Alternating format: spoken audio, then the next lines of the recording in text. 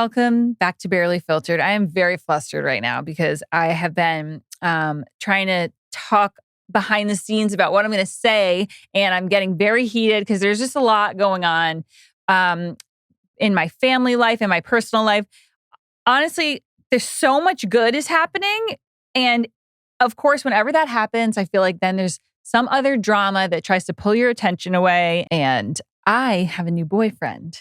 So Zach is his name, and he gave me permission to talk about him. So obviously I would have shared everything about him a long time ago, but I feel like now that we're 3 months, I can talk about him. And I want to talk a little bit about some of the reactions that I've been getting from my family, my friends, and then also from the internet. So I sort of have been soft launching him a little bit just like, not sharing too much, kind of hiding his face, whatever. And because I'm really excited about him. And I'm hoping this is the one. Honestly, I do believe it is. But I know that I kind of feel like I'm like the boy who cried wolf at this point because not that I've been dating so many people and saying they're all the one. I do not actually think I've ever said that before. So a year ago, I had a guy who I also was thinking maybe he was somebody who I can end up long-term with. Why are people treating me like I am the town whore that's had a boyfriend every 2 weeks, and so therefore like this one can't be taken seriously? It's very annoying to me. Like, am I supposed to just not date because people don't want to see me move from one person to the next? If you want to find your person, you need to date. And then, it's not going to be your person. So do you wait a long time to look like you're a practical, pragmatic person and before you get back on the horse? No, I don't think so. Why would you do that? If you're emotionally ready to move on and keep trying and sifting through people and learning about yourself, then why would you sit home and not keep trying? So that is what has just been really annoying me lately, because mostly my sister, I'm not even going to say which one because I don't want her to be like, you talk about me on your podcast. I'm going to say which one, but one of my sisters is like, Aurora, like, can you just, I don't know, basically being like, in so many ways, being like, oh, like rolling her eyes at this situation, being like, this is not something to be taken seriously. And I find that to be very offensive and rude. So it's been 3 months. I really like him. Is he maybe not the one? Maybe. But like, if you're on my team, my side, and you want me to be happy, wouldn't you be like, maybe it is the one. Let's be happy for you. Instead of being like, oh, didn't you just get out of a relationship with somebody else? No, it was the limp dick guy who I never really liked. You guys know. I mean, I share all of my dating experiences with you guys. You have watched me be hurt. You have watched me, I had some laughs. I had some cries. None of them lasted 3 months. They were all about like a couple of weeks and there was always something that was not quite right, but I was figuring out what I wanted in a person. And I think it does take time. I think it takes time to learn how to date. Learning how to date is not easy. There's a lot of rules that the experts will tell you that you have to kind of find out like which of these rules actually works for me. And that's why I'm going to just back up and I'm going to talk about how did I meet Zach? What rules did I actually use that worked in this particular situation? And where are we at now? And what am I hoping for in the future? So it was a rainy day in, I don't know, when was it? February. No, it was January. It's the end of January. It's the end of January. And I had just sent out that text to the guy who, after I slept with him, he was like love bombing me for like 3 weeks. And he was love bombing me for like, it was 2 months, but we didn't see each other very much. So I felt like it was only like 5 dates or something. Finally let my guard down and was like, okay, maybe if we get intimate, then like that'll bring us together. Turns out that it's like when people like try to have a baby to bring them closer together, that it doesn't work. So I like let my guard down. we hooked up, and then he started getting really odd, and I had to break up with him. So I sent him that text and I was like, this is not going to work out. That was the one who couldn't stay hard and then blamed it on me.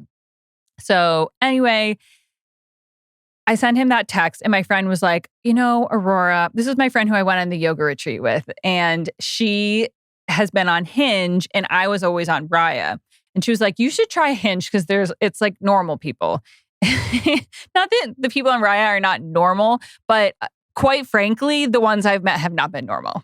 they've been men who don't actually want a relationship, but think they do. So I've tried a lot of apps. I started with The League and Raya, which are they're both exclusive apps. And what I was finding on them was just a man that was not actually ready or wanting to have a relationship.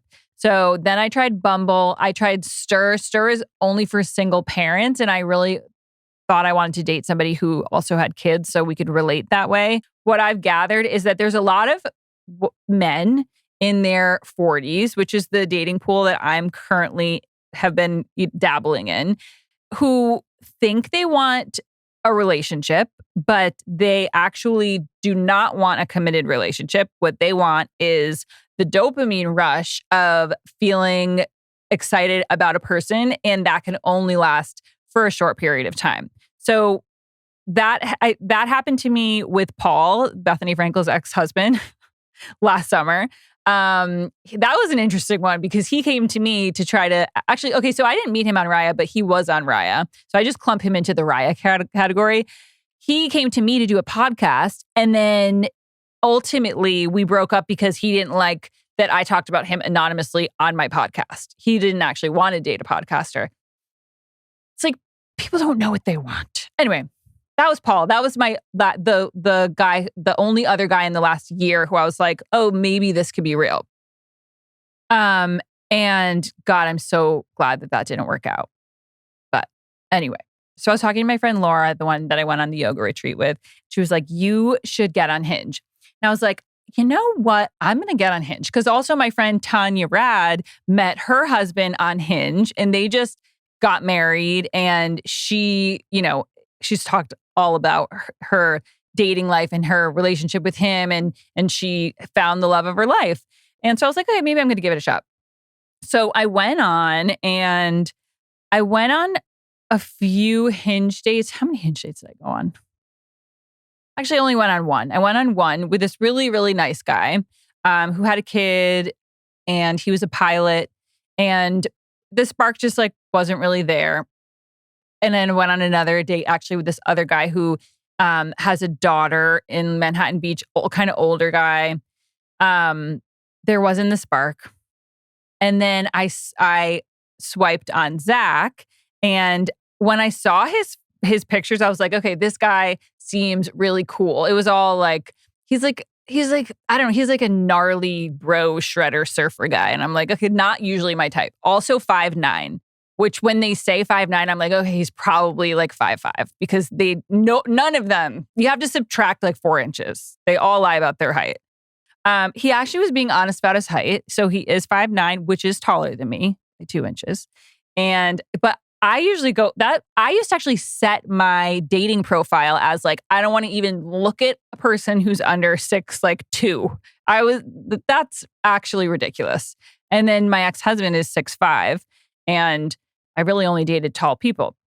So that's one thing that I guess I don't care about anymore. So your physical preferences can change. So anyway, then he ends up DMing me something, I guess, I don't know what they call it on Hinge. He ends up messaging me something really corny that was like, oh, Sundays, meeting you wasn't on my bingo card for 2025, but now, I don't know, it was like the corniest thing ever. And he's just like, but now, the year's looking up. And I was like, okay, hi, like, how are you?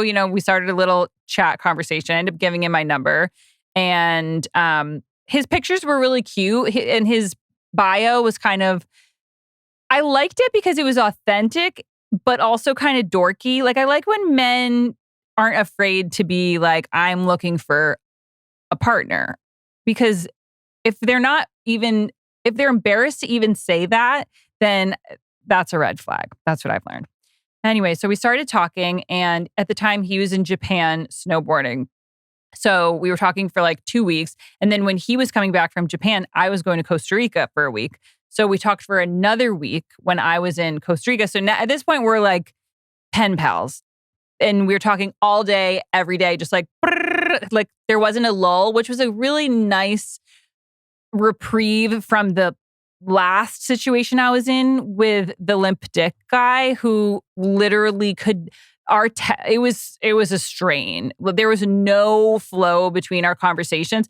I don't know why I stuck that one out so long. I think I was just waiting to see maybe we'll find a flow. In my experience, you don't find a flow. If there's not that flow in the beginning with your conversation, I don't think that's something you can cultivate. That has not been my experience. So anyway, we had a great conversation. So right when I get back to LA from Costa Rica, we go out on our first date and it was magical. We got along so well. I was very attracted to him. He was very attracted to me. That's what he said, at least. I don't want to assume anything. And I didn't follow any of my dating rules, if you get my drift. So we we ended up hooking up on our first date. And you know what? It wasn't our first date because we had been talking for 3 weeks. And I didn't have that feeling the next morning that I think the rule, don't sleep with somebody too early, is for. It's to protect you from feeling like you've been used the next day because you're not sure where you stand with somebody. I knew exactly where I stood. We picked up right where we left off with our conversations. He let me know how much he liked me. And so I didn't feel that feeling that you get when you gave too much of yourself too soon. And that's how I felt with the last guy, which is ironic because I had waited 2 months to sleep with that last guy. And when I did, I felt like, oh my God, that was too soon. I feel so used and I'm so confused. Why is he acting different now? And then this other guy, it was the first date, even though we had been talking for 3 weeks, but really the first time we'd ever met each other. And I didn't feel any of that. So these rules, I haven't found one that's true for everybody and that's true for every situation. That's what happened with Zach. So after our first date, we didn't skip a beat. We kept talking to each other. We went on a second date. I think our third date might have been when we went to Two Bunch Palms, which is this really cute boutique hotel in Palm Springs. Or is it Palm Desert? It's like the high desert out in Palm Springs area.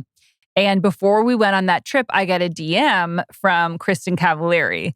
And she's like, oh my God, Aurora, I'm so happy for you. Zach and I used to date. I don't know if she actually told me that or if he told me that, but basically they dated in high school because they're both from Laguna and he went to Laguna High School. So did she. He was in love with her. She dumped him. My poor boy. She dumped him. He's a little older than her. He went to college and she dumped him. Or no, he was in college. She was in high school when they dated. And then she was going to college and dumped him. And he was devastated. I was, for a minute there, I was like, are you over this? Are you sure you're over this? Somehow Kristin and I seem to attract the same people. She was also talking to this other guy, Nate, who I was talking to for a minute. And anyway, so we happen to, I guess, like the same kind of guy, and which makes sense. We're both like blonde moms who are cute and fun and have podcasts. So anyway, so she DM'd me and she was like, I'm so happy for you guys. You're going to love Zach. He's the nicest guy ever. And she's right. He really is. I had hesitations at first because he got out of a 10-year relationship with somebody last summer. And when you hear that, 10 years, I'm like, okay, I had so many questions. I'm like, why did you guys never get married? Who stays together for 10 years and doesn't get married? Because he's almost 40. And then I started to find out, not every relationship is the same. Sometimes people, are meant to be together for a long time, but they're not meant to be married. And that was his situation. Um, and at first I was feeling like she was still kind of all over his Instagram, and that made me feel very uneasy. That was like I had a little bit of a midlife crisis there for a second. And we had been dating for like a month. And I was like, I asked ChatGPT, I was like, what should I say to him? Because I wasn't comfortable with his ex being all over his Instagram. I was like, this is the face that you show to the world. And what it looks like is that you're not over this person. You can call me insecure. You can say that if I was not a weak person and I was confident in us, I wouldn't care about that. And maybe you'd be right. But a month in, I really liked this guy, and that was freaking me out. So ChatGPT told me that I had every right to bring that up to him if it was something that would make me feel safer in the relationship. Turns out he didn't really like that. He thought that was a little too soon for me to bring up. And it made him feel like I was, didn't trust him. And I think maybe he felt like I was kind of trying to control him a little bit. He didn't say that, but I think it was my delivery. Like I really tried to do it the right way. But in retrospect, I'm like, that was so unnecessarily dramatic. I called him I texted him the night before, and I was like, hey, can we talk about something tomorrow? This was coming off like a great weekend we had together. And of course, anytime you tell somebody, can we talk about something, they assume the worst. And especially, I think guys, like, they don't want to feel, I think if you say we have to talk, they feel like they're in trouble. And men want to make their woman feel safe. And if they feel like it's not something they can change, I think that makes them feel really bad. So anyway, we ended up talking the next day, and I was like, I noticed that you have your ex still up all over your Instagram. And I know that that was a big part of your life. And I don't want you to erase history. And I'm sure you still have a lot of love for this person, but can you just let me know, is there a reason why you have to have these pictures up with her? Because there were also pictures where he was like saying really sweet things to her, and they were on a romantic getaway. And I don't know. Come to find out, evidently, if you scroll all the way down mine, there's pictures of me and Mikey's wedding and us confessing our love to each other. So I didn't realize that.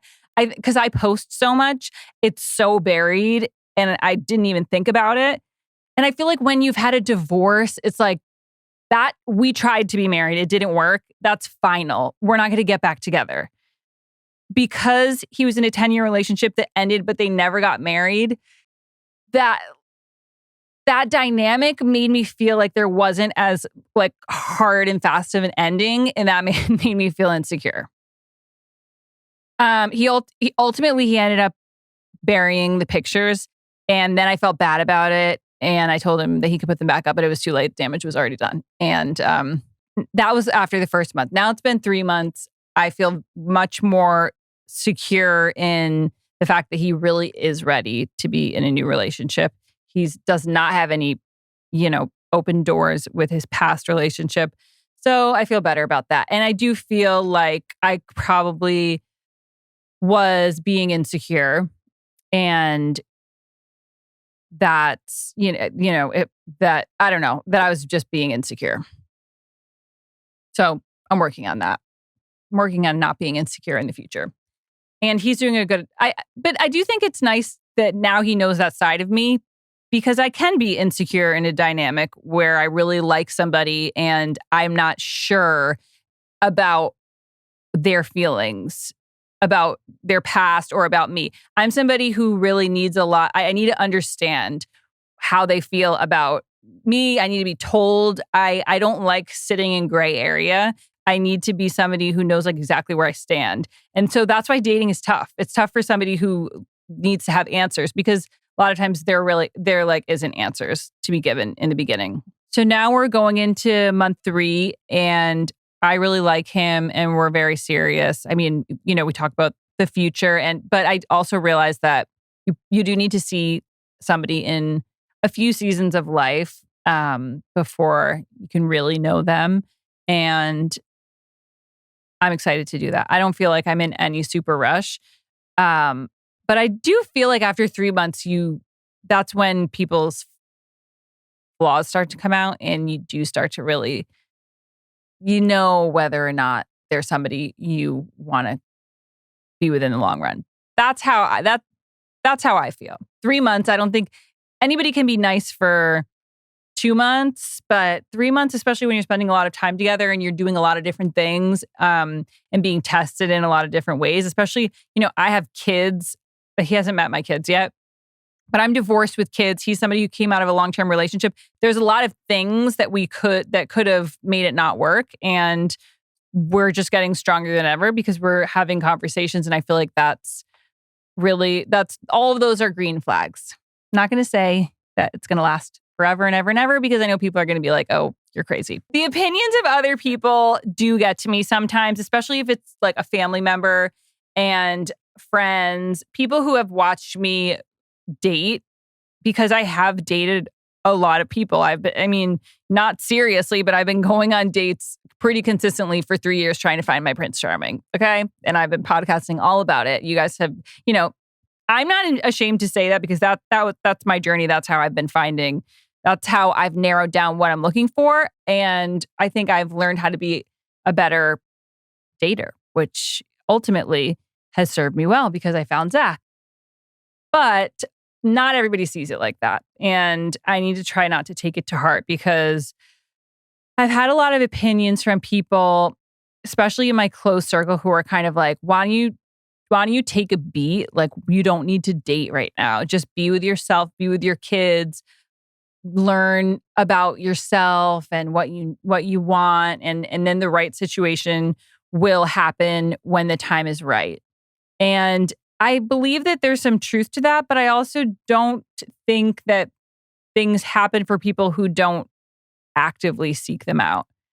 I think maybe they can, but that's not how I operate in the world. And it would be really hard for me to sit back and just like be patient and wait for something to happen when I would rather be at least making steps towards trying to find somebody. So that's why I've been going out on so many dates. But it does kind of annoy me because, like, for instance, I want Zach to meet my parents and I'm going to bring him back to Rhode Island next month. And one of my sisters, who I'm not going to name, is kind of like, why are you bringing your boyfriend? And then in like parentheses, she puts like 900 question marks. Like, is that what you even want to call him? Just dropping like subtle cues about giving the impression that I'm like the whore of the town who has a new boyfriend every week. And therefore, this one can't be taken seriously because I'm like the boy who cried wolf with boyfriends at this point, which is so annoying because the only person who I have ever called my boyfriend was Paul last summer, who I was with for a few months. And that started really quickly. Like, we just took off with that. And because he was long distance, it felt serious pretty quickly because we were planning kind of how we could be together. I learned a lot from that relationship. But I didn't call anybody else my boyfriend. I mean, maybe Con Man. Con Man was the guy who had the family who conned me. I might have called him my boy. That also was like a 3-month stint, but like I never saw him. He was with his family. I think I called him my boyfriend because we were exclusive, but I swear it was different. Like, this guy was like, we had a lot of plans, but like he was always really busy because he had kids and a family. So he wasn't able to be with me. It all ended up coming out in the end. You guys, am I here to tell you that this one could not also be a con man? I would be very shocked. But, I've been shocked before. So I'm not I think there's maybe a 0.00001% chance. So there's a chance, but I don't believe that I'm being conned this time because I've learned the signs of a con man. Now I know that, like, if there's multiple excuses happening and it's becoming a pattern, then it's a bad sign. You always want to look for a pattern. That's the thing that I've noticed in my dating career over these last 3 years. Once you start to notice a pattern, and a pattern is anything that happens more than 2 times. So maybe a pattern of not following through when they say they're going to do something, canceling plans, any pattern where their actions are not aligning with their words, I think is a red flag. And so I have not seen that with Zach at all, which is great news. And therefore, I'm pretty secure in saying that he is my boyfriend. We're not sleeping with other people and we want to be together. And we're dating to move into something more serious. That's what I've always dated for. And I think people are a little freaked out by that, especially when I'm like, yeah, I'm dating to get married and potentially have another kid. And I was like, whoa, whoa, whoa, whoa, whoa. Like, just have fun right now. I'm like, that's fun to me. Like, that's what I want. Nothing else is fun to me. And why would I have fun when I'm 36? If I want to have another kid, I'm not going to be able to do that for too much longer. And I just think it's annoying when people have so many opinions about what is the right way to date and to find somebody that you want to be with. So it's a little disappointing, especially when they're your friends and family. And then my friend Laura told me to try Hinge, and that's where I met Zach. Because I'm serious about him, I've been a little hesitant to have him meet my kids. I had guys meet my kids in the past as a friend. None of my kids have now they're 6 and 4, but in the last few years when I've been dating, they've been actual babies. They don't understand dating. Now Remy is starting to kind of understand because he has crushes on girls at school. And so I'm trying to figure out the best way to do this. So Zach has not met my kids yet. And I'm trying to figure out a way to do it so that Zach's not overwhelmed and is like, never mind. And my kids I don't want to make them feel uncomfortable in any way. They actually have been saying to me lately, they're like, we want a baby. We want you to have a baby. And I was like, well, who's going to be the dad? And they're like, Papa. That's what they call their dad, my ex. And I'm like, well, that we're not married anymore, right? And they're like, that's okay. Like, you can still have a baby with him. And I'm like, that's true. But, I want to find somebody that I can be married to again. And there was this disappointment in their face. Like, I saw them, it's like the meme with all like the math equations, like they couldn't really figure it out. They're like, but just marry him because that's our dad. And like that, they don't understand that. And I've explained to them before, like sometimes two people just don't get along as married people. They get along better as friends, and we can be better parents to you guys as friends. They're not really accepting that answer. They don't like it. And so just gauging that feeling from them has made me more hesitant to tell them about Zach, because I don't want to bring Zach in and be like, this is my best friend. And like, he's not, and that he's not my friend. And I'll probably tell Remy that I have a crush on somebody. Do you want to meet him? Because he's introduced me to his crush before. So maybe he can relate that way. I don't know. Soleil is not, if he brings her candy, she'll be fine. So it's going to be a little trial and error. I don't know if there's a right way to do this. And I think all kids are probably different. But that is something that I'm going to be doing in the near future. And me and my friends kind of have a plan. Maybe we're going to have him bring them all somewhere fun, but then have Zach leave early so he doesn't like see like how exhausting it can be to actually go do fun things with kids. They are not at the age where they're melting down at the end of a long day, but it's exhausting. Kids can be really tiring if you bring them somewhere fun. Like Santa Monica Pier is probably, I think, where we're going to go.